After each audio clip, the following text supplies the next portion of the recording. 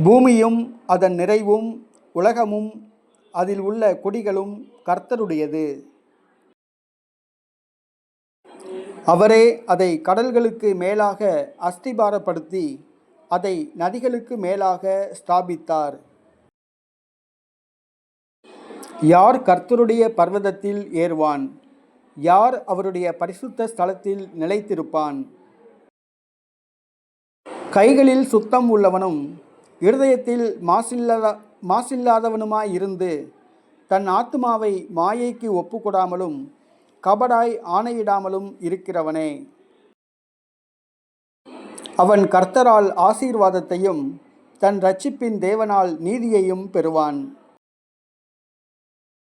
இதுவே அவரை தேடி விசாரித்து அவருடைய சமூகத்தை நாடுகிற யாக்கோபு என்னும் சந்ததி.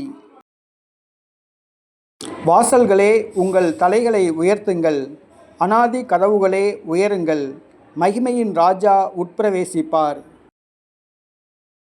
யார் இந்த மகிமையின் ராஜா?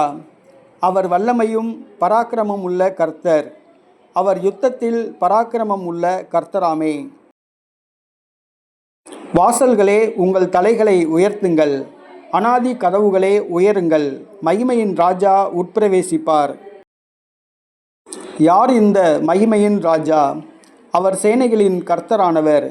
அவரே மகிமையின் ராஜா. ஆமென்.